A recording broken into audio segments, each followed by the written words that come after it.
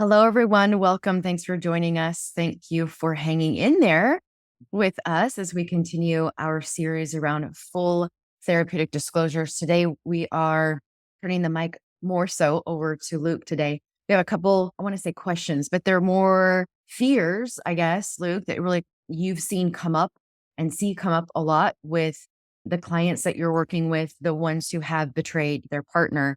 And I think I'm just going to turn it over to you, but I want to reiterate the two things that you mentioned before we hit record, just so our listeners can kind of have an idea of what we're covering today. And so the first one that often comes up is, why would my partner who I betrayed, why would they need this if they're aware of everything? That's a very common question. And then again, from the betrayed partner's perspective, that sense of overwhelm that can come trying to remember everything and wondering can I remember everything? I don't think I can. And just that sense of overwhelm that can come when you're getting ready to disclose or consider disclosing all of the acting out behaviors and information to your partner. I'm just going to turn over to you and let you run with this one today. Thank you. I appreciate that. This came up because we've had the first episode released and a few men have showed up and said, I'm willing. And I can see them. I feel like I can see them, and their intent is solid. They really, really want their partner to get healing. And there's this part they are so confused about, which I want to relate to my story and Alana's story, because we have separate stories through this that were joined, is this experience that these men are talking about where they're, and Alana and I's was so many countless conversations through the middle of the night, through the day, hours and hours and hours of talking. And at this point I'd been like, I I don't want to be in this world anymore. I don't want to be in hiding. I don't want to answer your questions, but I'm willing to. And I remember just horrible experiences that I recognize healing in them, where she would ask me questions and my stomach would turn and I would answer them. And I remember laying in bed specifically one night and her asking me questions, and I'm like, oh my gosh, I don't want to answer that. I don't want to answer that. And I still have a visceral response to it. And she'd ask, and I would give it to her. And then I remember her body would respond and would tremors or shaking would happen. And I remember as I was next to her, feeling like I was killing her, like as she asked and I would give answers. And it was, I mean, I feel insensitive saying this because I can't imagine the pain, Alana, because I won't know it because I haven't been betrayed, but so painful. And I remember just like, I wasn't going to hold anything back. I didn't want to give it, but didn't want to hold anything back. And we went through this experience together and separately. And I just remember what that led to after months and months of that, her asking question after question, was me one day being upstairs, walking downstairs, and I saw her at in the kitchen at a table, and she got 3 pieces of paper and she was taping them together long ways so she could have a really long piece of paper. And I remember her out putting it together a timeline with tick marks.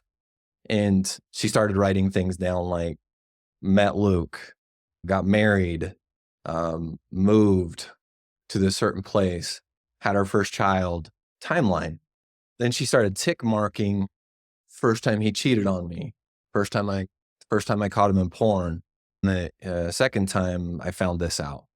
And I remember being like, why in the hell is she scrapbooking this shit? Like, and I'm using all the expletives to go, this doesn't make any sense. Like, stop, Alana, please, like, stop torturing yourself. And being so scared of so many things. And I want to just highlight, like, it didn't matter that I shared all of those things. Well, basically, she drug it all out of me, frankly.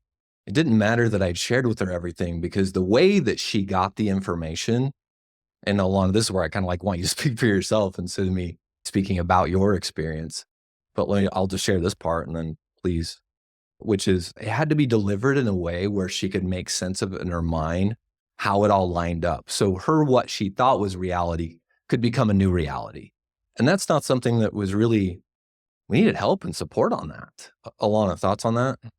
Well, first of all, in all the times of you telling me through the trickle disclosures, I remember the first time learning that your body shaking like you're cold, but you're not cold is a trauma response. I remember learning that and going like, oh, like my body literally cannot stop shaking because it is in trauma right now.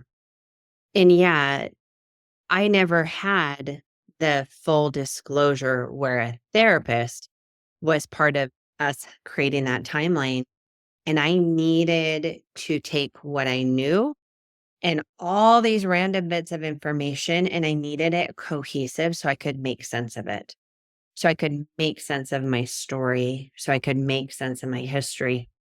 So what it felt like in my brain is I had all these pieces of information just floating around, and I needed it just clear and concise. And when you're going through trauma, so often your brain already feels like this pile of jumbled mess and pain and confusion and hurt. So I needed it just clear and concise. And that's not what I was given. And truthfully, while our therapist was really good, we would not have had the full disclosure process in the way that we now know that is helpful. So it is what it is. It was our story, it was our past, but I needed that. And so even with you telling me everything that you had told me, and I had asked a million and one plus questions, I still needed to see it all laid out. I still needed it to make sense with my timeline and what I knew as reality. And the part that makes me angry today, and maybe I'll work through it and give it some later, get some type of healing around it, is that through that whole entire process, you had to lead that, Alana. Like you had to lead the whole thing, right? Well, yeah, it's the difference between active truth telling Mm. and passive truth telling. And so Yeah. you were willing to answer my questions, sometimes hesitantly, sometimes eagerly, sometimes you just did. But it was I had the responsibility of figuring out what I needed to know. I had the responsibility of asking you. I carried the weight of what I ask it in the right way without you emotionally getting triggered and walling me off. Like all of that emotional burden was on my shoulders. And when we do the full disclosure process, the person who is trying to work their recovery is carrying the weight of their own choices and is doing this work and offering this information as a gift towards a relationship versus asking the betrayed partner to do all of this other stuff on top of their other healing work. Yeah. So what we want to do is what I wish I had somebody helping me do was leading the healing. And I obviously want that for my partner too, which is leading the healing so we can focus on the details and have somebody guiding us through that process because that's not really fair to anybody to try to get reality out of something that either person is trying to lead. And what I want to tell the person who did the betraying is just because everything's out there doesn't mean it was given to them in a way that's going to make sense so they can move forward in their healing. Okay. It doesn't mean they're going to be able to move forward because everything's out there. It matters how it's done. So they have to be able to space where they can hear that information and you can be grounded in that. So you might not be able to move on. So Well, what you were saying before, towards the beginning, where the hours and the hours of communicating and talking, that really stood out to me. I see that so much and the sheer overwhelm and exhaustion that comes. And it can be confusing because I've heard partners who are getting hours and hours of that communication where that might be new and it might seem like there's progress, but they're still not really conceptualizing what's being given. And again, like Lana, you were saying, that timeline matters. It helps with that reality collapse that you've experienced because, like we're talking about, getting information, getting it dumped on while you are in a trauma response is not going to be fully felt or even understood in the way that you need to heal. That's why a lot of my clients will say right after, well, we talked for 5 hours. I'm exhausted, and can really not relate to me what was actually talked about. But because there was talking, it's easy to be like, well, but that's different, right? So that's got to be good. Mm, They mm. see that a lot. Yeah. Yeah. Just because we talked about it doesn't mean I got a chance to separate myself from that. Mm. I got a chance to separate myself from that. Or Okay. So, even be fully accountable, mhm, right? Or even be fully accountable in that conversation. You might be saying some things, mhm, but really owning that accountability is different with what you were saying before. Like yeah. when a betraying partner sits there and gives that information, he's sitting in his own truth. hmm But accountability that feels a little different than what it has in the past. Here's the other thing that came up, which I wasn't surprised about, but it's good to talk about, which is for the person that did the betraying, they go, okay, I get it. It makes sense for a full disclosure. But I really feel like in my gut, I don't know how to find all this information. Like, I don't know how to get a life full of information. And it scares me that if I'm not perfect at it, then why do it? And I don't think I can be perfect at getting all that information out there. That's Mhm. for the person who's not hiding actively. Okay. That's literally, they're like, I'm willing to give it. I don't know how to give it. Alana, did you want to say something? Did you know that your mom came to me a couple months into our recovery and she said, I hope you know Luke is terrified that he will forget something and he will remember later, and that will be the straw that breaks the camel's back. Mhm. And she was so not involved. She really tried to respectfully give us space to work through it. So for her to bring that up was a really big deal that she was willing to say that.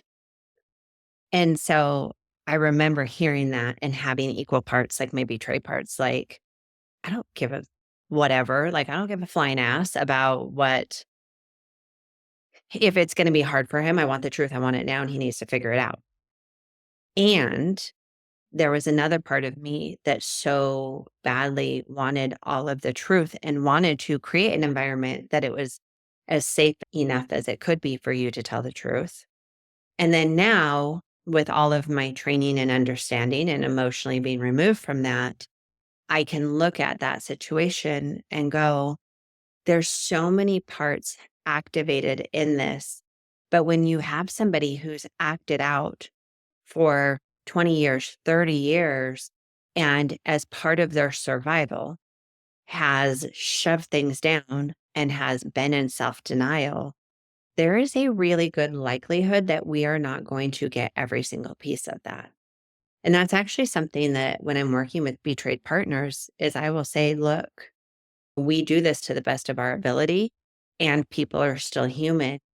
There could be little things that come out, but there is a big difference between smaller details and big game changing pieces that are left out. It is our responsibility and the person who is going to be accountable to share everything that they know and to share all of those big pieces. And we've had this before. 6 months later, they go into a Walmart and they see this random little toy of a bunny rabbit, and then they remember something.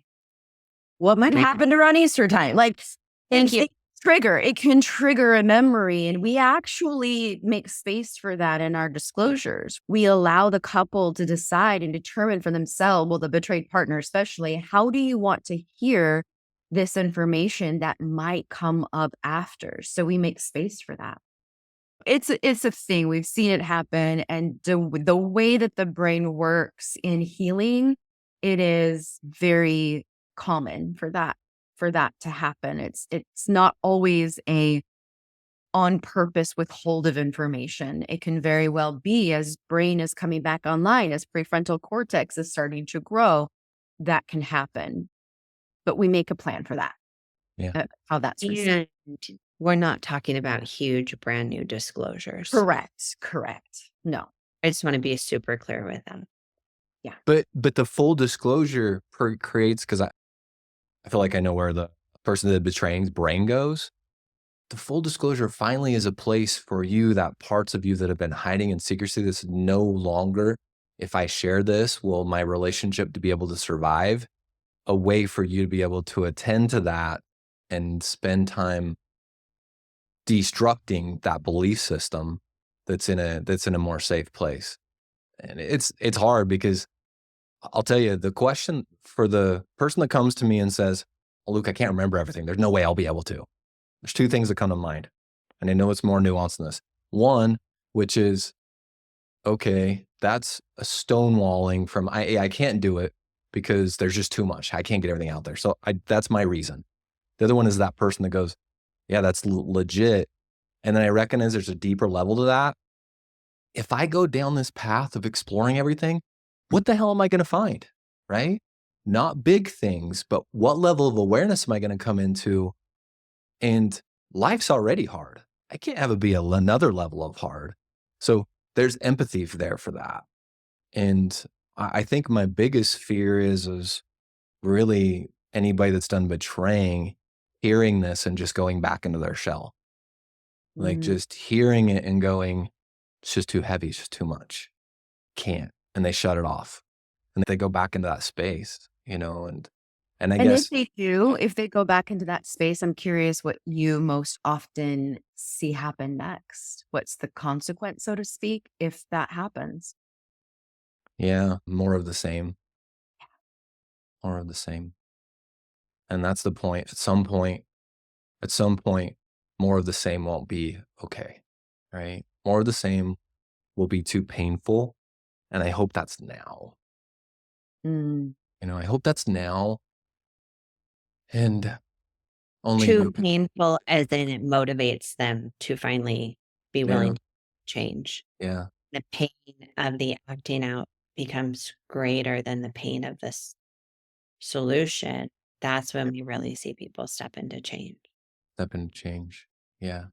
And it's scary. It's scary. Change, not knowing it. And I get more of the same. And It's something I've heard you talk about, Luke, a lot when you're working with these individuals is you talk about this concept of letting go of the outcome. Because as long as they're holding on and trying to control the outcome, I'm trying to save my relationship, I'm trying to earn trust, I'm trying to fix this. And when they're really holding on to that outcome, it actually becomes a huge stumbling block for them to have this authentic healing and recovery. Can you talk about that piece? yeah, there's just this overwhelming pressure and weight. And my brain is wired to seek for danger and to avoid pain. So it's very distracting to not stay in those patterns. So what you do is you give that, because pain is good. Pain is important. Pain is if you allow pain, it creates balance. It creates healthiness if you give it enough space. So for the people that have done the betraying, they give that space and they sit with it long enough. Then they start to say, which I start the conversation and I invite them to let go of the outcome. You can't take this same anymore. So I invite you to let go of the outcome and not predict what's going to happen next. And it's really cool to watch them do it. Pain is a teacher. And I think it's a process to learn how to let go of the outcome. And there's a lot of fear that has to be made space for and work through. And that's not something that's couples work. It's not something that the person who's working their recovery comes to their betrayed partner and processes through it. It's something that really they face their fear and they have their support person, their therapist, their coach help hold that and help create that safety there that they can make that leap and take that really brave step forward and then create the safety for their partner. But I see too often that they want to go to their partner and have the partner create that safety for them. And in essence, make them feel good of, I'm not going to leave you. You can say or do whatever you want. I'm not going to leave. Okay, now I'm brave enough to step into this. Mhm. But instead, you're saying, come over here. I'm going to work with you. We're going to learn how to figure out that you can be okay no matter what. Even if your relationship isn't okay, you can stand in your values. You can do what's right no matter how they respond, whether they stay, they go, whether patterns change, they don't change. You are going to figure out how to make sure that you're okay so you can be a stable partner and a safe person for the person who's been hurt to come attached to. And so just really shifting them where they take that energy and then them doing their own individual work around this. Yeah. And it's interesting to me, the world, the belief system that's set up in place that is so destructive, which is control and keeping things going the same way as the way that I'll keep my partner. And that eventually is the thing that destroys the relationship, and they don't get to keep their partner. But it's so interesting when they let go of the outcome. Now they finally get their partner when they technically make a step that should dissolve the relation or make sense to dissolve the relationship. It's such an interesting paradox. Yeah, it's that let go to hold on. It's that leaning into the opposite of what you're really trying to get. Yeah, I see it all the time, just even wanting connection from people, but protector parts are so afraid of what's going to happen if you get that connection. So I think very similarly, I want my partner, I want to have a relationship, but if they really see me and they really know the truth, then I might not have what I really want. And that's the connection. But you have to lean in to the truth to ultimately get what you want, whether it's with your partner or someone else. That connection to yourself has to come first. And that's kind of Abs- what I hear you both saying. Well, I think hearing from you, Luke, of just some of what you see, what you experienced yourself, and what you see of the individuals you work with is really helpful. The importance of having that supported help, the importance of the timeline, and really exploring the fear of not remembering everything and the letting go of the outcome and leaning into that authentic self and those value work, and then taking that leap of faith into the unknown. So, thank you for sharing your time with us. Thank you to all of our listeners for hanging out with us this week. And we will keep going next week with another layer to these full disclosures. As always, we appreciate your time and we look forward to seeing you all next week. I'm going to guess that healing from betrayal was something that you never thought you'd have to deal with or hoped you never have to deal with. And doing this type of work is the hardest emotional work you may ever have to do. And you don't have to do it alone. We have coaches and therapists in our Choose Healing groups to help lead you and guide you forward, who have not only learned the tools and resources to help you get to that healing and freedom and peace again, but have walked that path themselves. And in those groups, you're going to find other women who understand your pain, who can say that, me too, and who can give you that support, not just in your weekly group meetings, but that connection between meetings. I encourage you to take that brave step forward, to be vulnerable. It is not easy, but the reward of putting in the work, putting that one step forward as you choose healing and you choose recovery and you choose you, you will be able to move forward and heal.